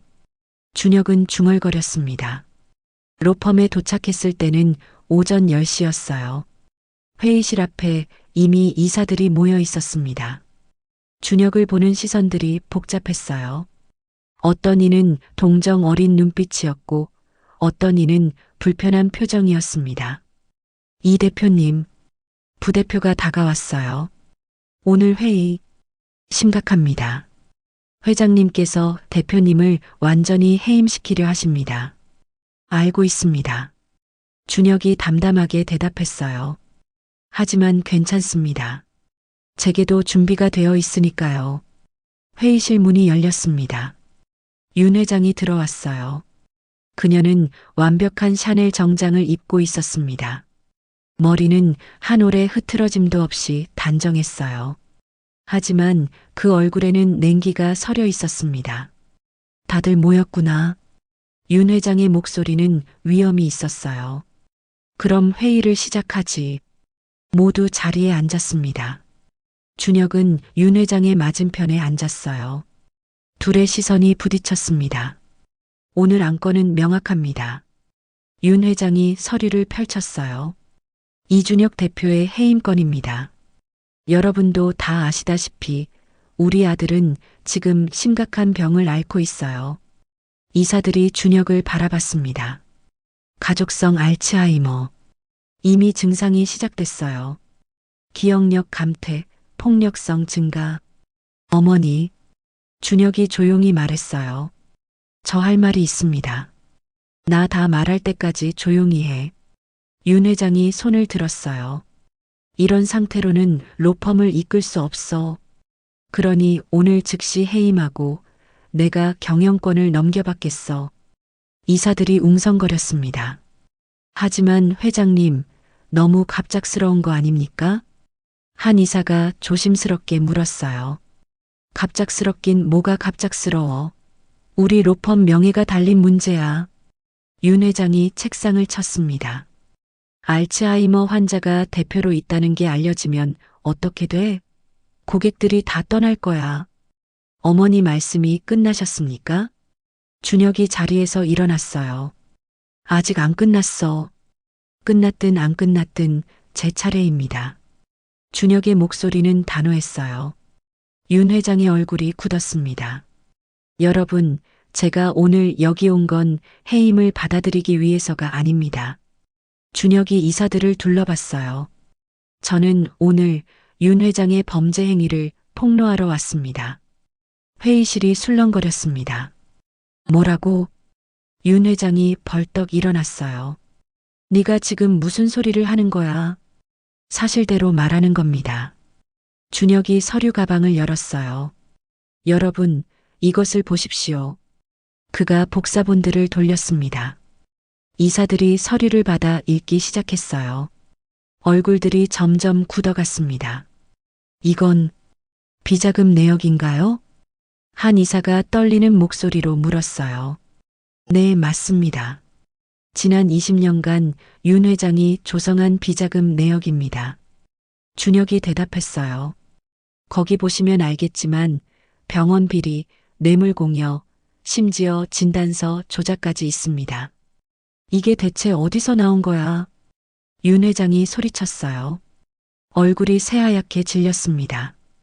어머니 서재에서 나온 겁니다. 어머니가 직접 기록하신 거죠. 거짓말이야. 조작이야. 조작이 아닙니다. 그때 회의실 문이 열렸어요. 수연이 들어왔습니다. 손에는 낡은 공책을 들고 있었어요. 수연아. 준혁이 그녀를 맞았습니다. 수연은 떨리는 손으로 공책을 테이블 위에 올려놓았어요. 이게 원본입니다. 이사들이 공책으로 몰려들었어요. 펼쳐보기 시작했습니다. 이건 윤 회장님 필체가 맞는데요. 날짜도 구체적이고 윤 회장의 얼굴이 일그러졌습니다. 네가 어떻게... 그녀가 수연을 노려봤어요. 오수연, 네가 감히 내 물건을 훔친 게 아니에요. 수연이 똑바로 말했어요. 목소리는 떨렸지만 눈빛은 단단했습니다. 15년 전 시어머니 서재에서 우연히 발견한 거예요. 그리고 그게 제 목숨을 구했죠. 무슨 소리야? 시어머니가 저를 죽이려 했거든요. 이 공책 때문에 살아남은 거예요. 수연의 말에 이사들이 술렁거렸습니다. 잠깐 죽이려 했다니요? 부대표가 놀라서 물었어요. 네. 준혁이 또 다른 서류를 꺼냈습니다. 여러분, 이건 폐공장 방화 사건 영상입니다. 그가 노트북을 켰어요. 프로젝터에 영상이 떴습니다. 폐공장 주변을 배회하는 남자들, 기름을 뿌리는 장면, 그리고 불을 지르는 모습이 선명했어요. 이건 고해 방화잖아요. 한 이사가 소리쳤습니다. 네, 그리고 이 차를 보십시오. 준혁이 화면을 확대했어요. 검은 세단의 번호판이 선명하게 보였습니다. 이 차는 윤 회장 소유의 차량입니다. 회사 자산대장에도 나와 있죠. 이건 살인 미수 아닙니까? 이사들이 웅성거렸어요. 윤 회장은 창백한 얼굴로 서 있었습니다. 그건 내가 한 게 아니야. 어머니, 거짓말 마세요. 준혁의 목소리는 차갑게 가라앉았어요. 제게는 통화 녹음도 있습니다. 어머니가 직접 지시하신 거죠. 네가 감히 날 녹음해. 윤 회장이 비틀거렸습니다. 그리고 이것도 있습니다. 회의실 문이 다시 열렸어요. 강민아가 들어왔습니다. 얼굴에 멍은 아직 남아 있었어요. 민아. 윤 회장의 얼굴이 일그러졌습니다. 회장님. 민아가 떨리는 목소리로 말했어요. 전 오늘 진실을 말하러 왔어요. 입 닥쳐. 네 아들 생각 안 해. 윤 회장이 소리쳤습니다. 하지만 민아는 멈추지 않았어요. 15년 전 회장님이 저한테 5억을 주셨어요. 제 아들을 달라고요. 이사들이 숨을 죽였습니다. 그리고 오수연 씨가 낳은 아기를 몰래 빼돌려 버리라고 하셨어요. 거짓말이야. 거짓말 아니에요. 미나가 서류를 꺼냈어요. 여기 증거가 다 있어요. 통장 내역, 친자 확인서 원본, 그리고 그녀가 또 다른 서류를 내밀었어요. 회장님이 직접 서명하신 유전자 검사 조작 지시서예요. 이사들이 서류를 돌려봤습니다. 침묵이 흘렀어요. 무거운 침묵이었습니다. 회장님, 부대표가 떨리는 목소리로 말했어요. 이게 정말입니까? 윤 회장은 대답하지 않았습니다. 그저 의자에 주저앉았어요. 얼굴은 하얗게 질려 있었습니다. 여러분, 준혁이 다시 말을 이었어요. 저는 알츠하이머에 걸렸습니다. 그건 사실이에요. 이사들이 준혁을 바라봤습니다. 하지만 그건 제 잘못이 아닙니다. 유전병이에요. 준혁의 목소리는 담담했어요.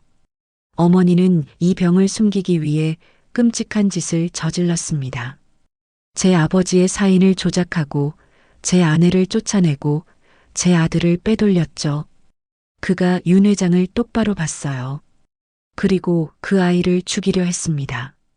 제 친아들을요. 아니야. 윤 회장이 고개를 저었어요. 난 가문을 지키려고. 가문요? 준혁이 비웃었습니다. 어머니가 지키려 한 건 가문이 아니에요. 어머니의 권력이었죠. 닥쳐. 이제 끝입니다, 어머니. 준혁이 이사들을 둘러봤어요. 저는 오늘 윤 회장의 경영권 정지를 요청합니다. 그리고 검찰에 고발하겠습니다. 안 돼. 윤 회장이 벌떡 일어났어요. 네가 날 고발하면 네도 끝이야. 로펌도 끝나고. 그래도 하겠습니다. 준혁의 눈빛은 흔들리지 않았어요. 더 이상 어머니의 범죄를 묵인할 수 없습니다. 부대표가 손을 들었어요. 저는 윤 회장의 경영권 정지에 찬성합니다. 다른 이사들도 하나둘 손을 들기 시작했어요. 결국 만장일치였습니다. 윤 회장은 의자에 주저앉았어요. 얼굴을 손으로 감쌌습니다. 내가 이렇게... 그녀의 목소리는 떨렸어요. 준혁은 그 모습을 지켜봤습니다. 가슴 한구석이 아팠어요. 하지만 이제 돌이킬 수 없었습니다. 회의가 끝나고 준혁은 수연과 복도로 나왔어요. 수연이 준혁을 꽉 안았습니다. 해냈어, 준혁아. 우리 해냈어. 응, 해냈어. 준혁도 수연을 안았어요. 두 사람은 한동안 서로를 안고 있었습니다.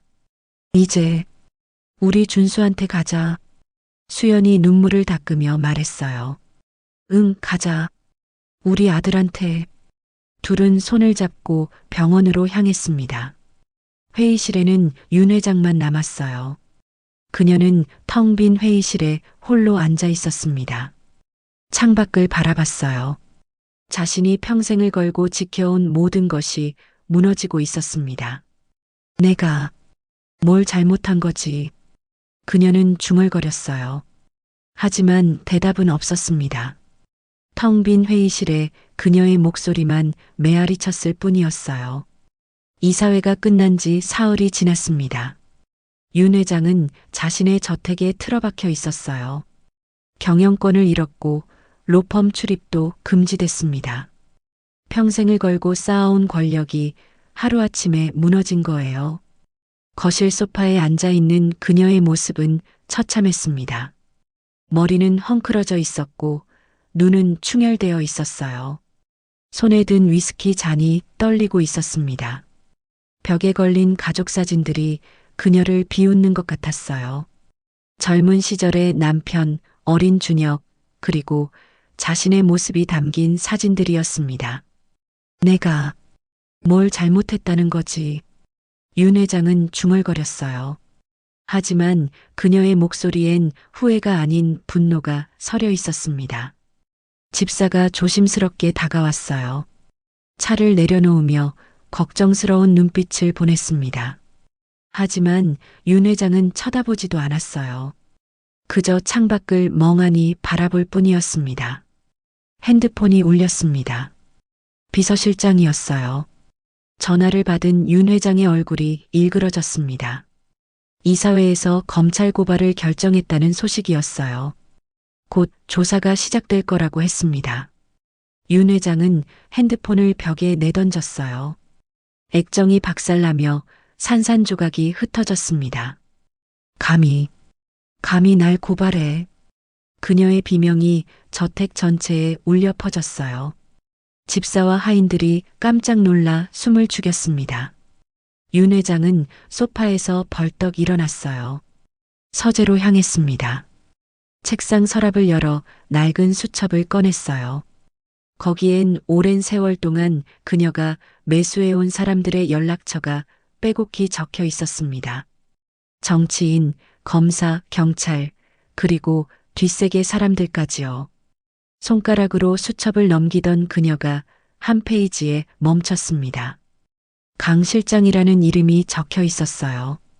15년 전 오수연의 아이를 빼돌릴 때 도움을 줬던 사람이었습니다. 윤 회장은 다른 핸드폰을 꺼내 전화를 걸었어요. 몇 번의 신호음 후 남자의 목소리가 들렸습니다. 강 실장, 나야. 일감이 생겼어. 그녀의 목소리는 차갑게 가라앉아 있었어요. 대화는 짧았습니다. 하지만 그 내용은 끔찍했어요.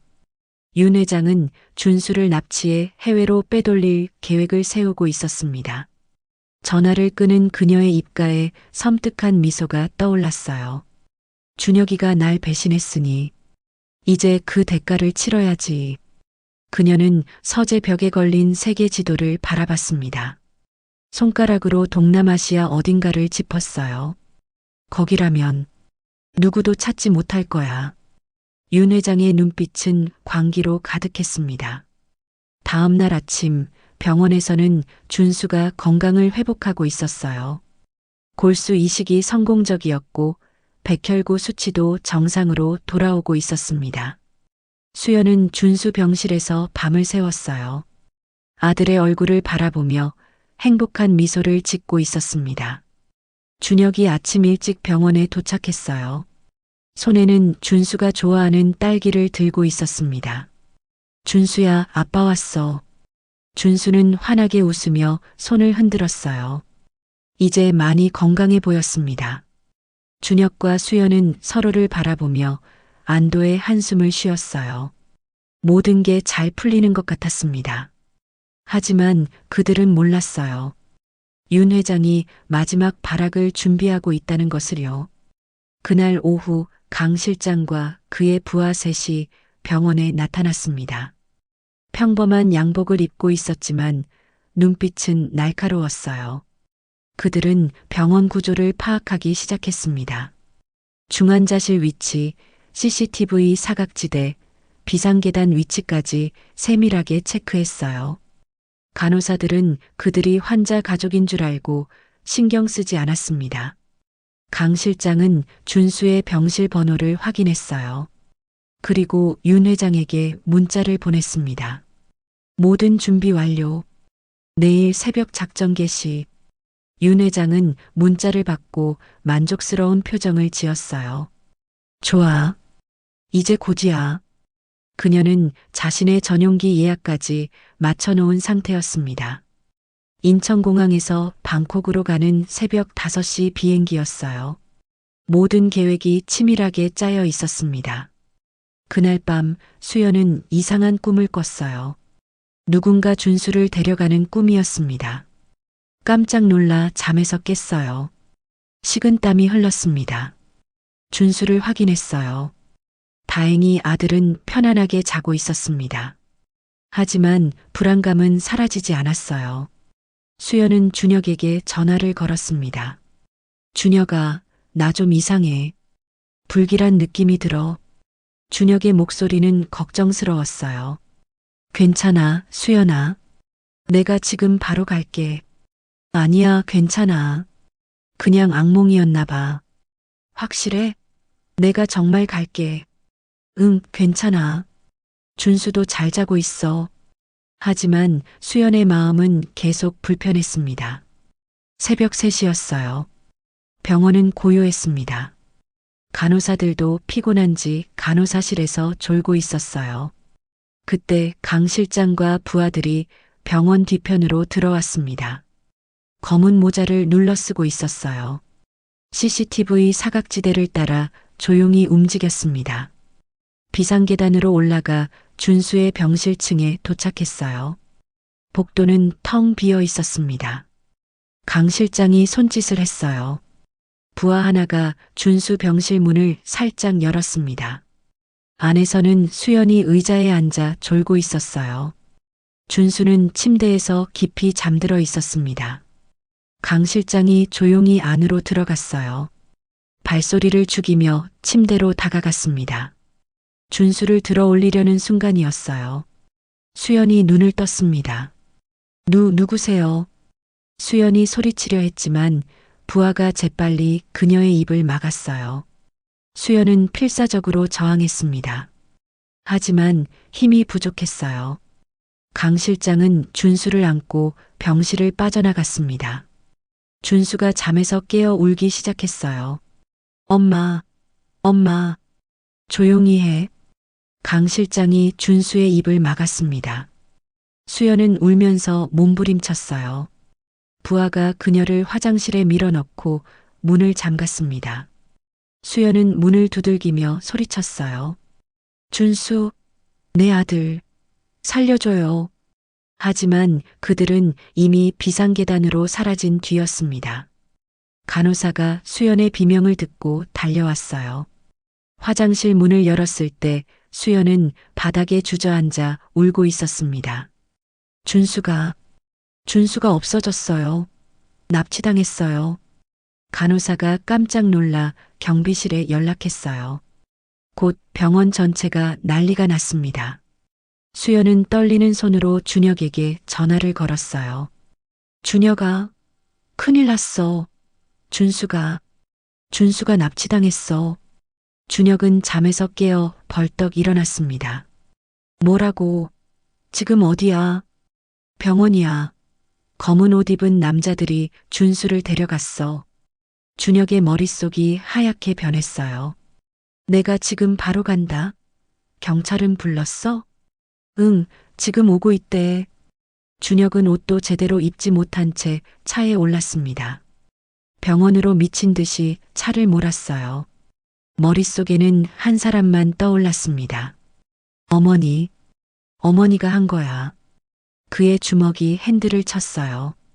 분노가 치밀어 올랐습니다. 병원에 도착했을 때 경찰이 이미 와 있었어요. 수연은 울면서 경찰에게 상황을 설명하고 있었습니다. 준혁이 수연을 끌어안았어요. 괜찮아, 수연아. 내가 꼭 찾을게. 준혁아, 어떡해. 우리 준수. 수연은 준혁의 품에서 흐느꼈습니다. 준혁은 즉시 사설탐정에게 연락했어요. 그리고 어머니의 측근들에게 전화를 돌렸습니다. 1시간 후 결정적인 정보가 들어왔어요. 윤 회장이 새벽 5시 전용기를 예약했다는 것이었습니다. 목적지는 방콕이었어요. 공항이야. 준수를 공항으로 데려가는 거야. 준혁이 소리쳤습니다. 경찰과 함께 공항으로 향했어요. 시간은 새벽 4시 30분이었습니다. 30분 안에 도착해야 했어요. 준혁의 차는 도로를 질주했습니다. 제발 늦지 않게 해주세요. 준혁은 간절히 기도했어요. 공항 경납고 근처였습니다. 강 실장과 부하들이 준수를 안고 전용기 쪽으로 향하고 있었어요. 준수는 입에 테이프가 붙어 있었지만 눈물을 흘리고 있었습니다. 윤 회장이 전용기 앞에 서 있었어요. 만족스러운 표정을 짓고 있었습니다. 잘했어, 강 실장. 어서 태워. 하지만 그때였습니다. 멀리서 사이렌 소리가 들려왔어요. 경찰차들이 경납고로 들어오고 있었습니다. 윤 회장의 얼굴이 일그러졌어요. 빨리, 어서 태워. 강 실장이 서둘러 준수를 안고 전용기 계단을 올라가려 했습니다. 바로 그때 준혁의 차가 급정거했어요. 준혁이 차에서 뛰어내렸습니다. 준수. 준혁의 외침에 준수가 고개를 돌렸어요. 눈에서 눈물이 주르르 흘렀습니다. 내 아들 나. 준혁이 달려들었어요.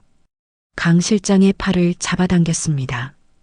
준혁의 손이 강 실장의 팔을 움켜잡자 두 남자는 경납고 바닥에서 몸싸움을 벌였어요. 준수는 그 와중에 바닥으로 굴러떨어졌습니다. 입에 붙은 테이프 때문에 비명도 제대로 지르지 못했어요. 경찰들이 사방에서 달려왔습니다. 확성기 소리가 경납고 전체에 울려 퍼졌어요. 강 실장의 부하들이 도망치려 했지만 경찰들에게 둘러싸였습니다. 준혁은 강 실장을 밀쳐내고 준수에게 달려갔어요. 아들을 품에 안았습니다. 떨리는 손으로 입에 테이프를 떼어냈어요. 아빠. 준수가 준혁의 목을 꽉 껴안았습니다. 온몸이 부들부들 떨리고 있었어요. 괜찮아, 준수야. 아빠가 왔어. 이제 안전해. 준혁의 목소리는 떨렸지만 단단했습니다.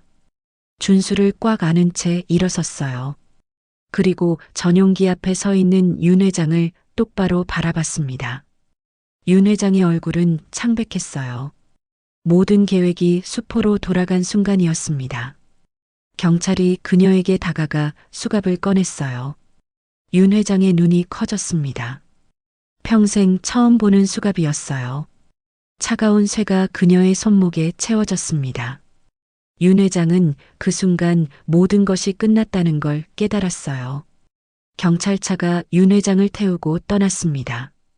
병원으로 돌아가는 차 안에서 준수는 잠들었어요.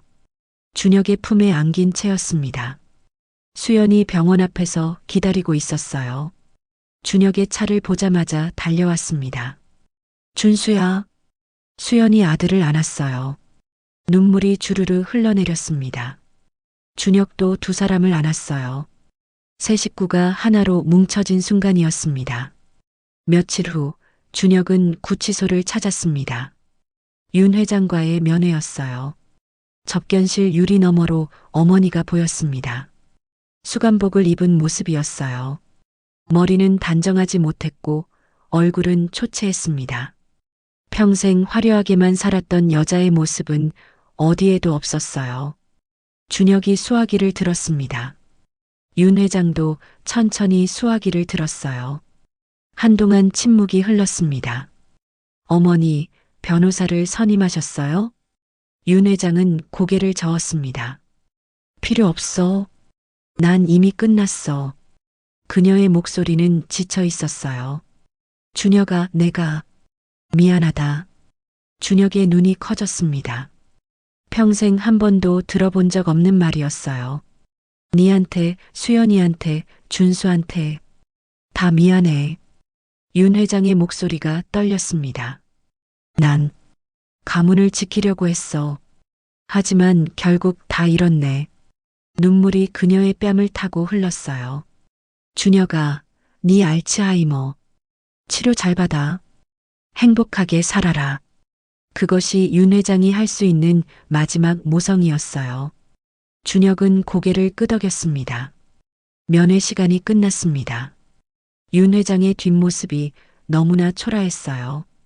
다음 주 긴급 이사회가 열렸습니다. 준혁이 제안을 했어요. 윤 회장을 전과자로 만들지 않는 대신 모든 경영권과 재산의 90%를 사회에 출연하라는 제안이었습니다. 어머니를 감옥에 보내고 싶지 않아요. 하지만 어머니의 권력은 완전히 무력화되어야 해요. 이사들이 서로를 바라봤습니다. 결국 만장일치로 통과됐어요. 검찰은 윤 회장과 합의를 했습니다. 모든 재산의 90%를 사회에 환원하고 경영권을 완전히 포기하며 공적 활동을 중단하는 조건으로 기소를 유예했어요. 윤 회장은 구치소에서 풀려났습니다. 하지만 그녀에게 남은 건 거의 없었어요. 작은 아파트 하나와 최소한의 생활비뿐이었습니다. 평생을 권력의 정점에서 살았던 여자가 이제는 평범한 노인이 된 거예요. 한 달 후 준수는 완전히 건강을 회복했습니다. 퇴원하는 날이었어요. 준혁과 수연이 함께 준수를 데리러 왔습니다. 강민아도 함께였어요. 수연 씨, 오늘 제 아들을 만나게 해줘서 고마워요. 미나가 떨리는 목소리로 말했어요. 준혁의 집 앞이었습니다. 문이 열리고 15살 소년이 나왔어요. 준혁을 아버지로 알고 자란 아이였습니다. 아빠, 누구세요? 소년이 미나를 보며 물었습니다. 이분은 내 친엄마야. 준혁이 조심스럽게 말했습니다. 미나는 무릎을 꿇고 아들 앞에 앉았어요. 미안해. 정말 미안해. 소년은 한참을 망설이다 미나의 어깨에 손을 올렸어요. 괜찮아요. 엄마. 그 말에 미나는 소리내어 울었습니다. 미나야, 우리 자주 보자. 네 아들도 우리 가족처럼 지내게 해줄게. 수연이 미나의 손을 잡았어요. 6개월이 흘렀습니다. 준혁과 수연은 재혼했고 준수는 건강하게 학교를 다녔어요. 어느 일요일 오후 준혁의 가족은 공원에서 피크닉을 즐기고 있었고 햇살이 따뜻하게 내리쬐고 있었죠. 같은 시각 작은 아파트에서 윤 회장은 창밖을 바라보고 있었습니다. 텅 빈 거실에 혼자 앉아 있었어요. 아무 소리도 나지 않는 고요함이 그녀를 짓눌렀습니다. 예전의 화려함은 어디에도 없었어요. 권력도 명예도 재산도 모두 사라졌습니다. 남은 건 고독뿐이었어요. 그녀는 창밖을 내다봤습니다. 저 멀리 공원이 보였어요. 그리고 눈을 가늘게 뜨고 보니 준혁이네 가족이 함께 웃고 있는 모습도 보였습니다. 자신이 평생 혐오했던 노숙자 출신 며느리가 아들 옆에서 행복하게 웃고 있었어요. 자신이 죽이려 했던 친손자가 건강하게 뛰어놀고 있었습니다. 그 옆에는 미나의 아들도 함께 있었어요. 모두가 행복해 보였습니다. 윤 회장의 가슴에 뭔가가 무너졌습니다. 내가 뭘 위해 산 거지? 권력을 지키려다 모든 걸 잃었어요. 가족도 사랑도 행복도 모두 놓쳐버렸습니다. 결국 남은 건 텅 빈 방과 고독한 노년뿐이었어요. 눈물이 그녀의 뺨을 타고 흘러내렸고 후회가 밀려왔어요. 하지만 이미 늦었습니다. 그녀는 손을 뻗었지만 닿을 수 없었습니다. 유리창이 그녀와 그들을 갈라놓고 있었어요. 아니, 그녀 자신이 만든 벽이 그들을 갈라놓은 거예요. 욕심과 권력에 대한 집착이 만든 벽이었습니다. 반면 준혁의 집에서는 웃음소리가 울려 퍼졌습니다. 저녁을 함께 먹으며 하루를 나누는 가족의 모습이 따뜻했어요. 아빠, 내일도 같이 놀아줘요. 준수가 준혁의 품에 안기며 말했습니다. 그럼 내일도 모레도 계속 같이 놀자. 준혁이 준수의 머리를 쓰다듬었어요. 수연도 그 모습을 보며 미소 지었습니다. 이것이 진짜 행복이었어요. 권력도 재산도 아닌 사랑하는 사람들과 함께하는 평범한 일상이 진짜 행복이었습니다. 고마워, 수연아. 내게 이런 행복을 돌려줘서. 나야말로 고마워, 준혁아. 우리 가족을 지켜줘서. 두 사람은 서로를 바라보며 미소 지었어요. 밤은 깊어갔지만 그들의 집은 따뜻한 빛으로 가득했습니다. 사랑으로 채워진 집이었어요. 진실과 용기가 만들어낸 구원의 결실이었습니다. 오늘 준비한 이야기는 여기까지입니다. 이야기가 재미있으셨으면 구독과 좋아요로 응원해 주시고 영상을 고마운 지인에게도 공유해 주세요. 어디에서 이야기를 듣고 계신지도 댓글로 남겨주시면 반갑게 인사드리겠습니다. 오늘도 많이 행복하고 건강한 하루 보내세요. 사연 선물이었습니다.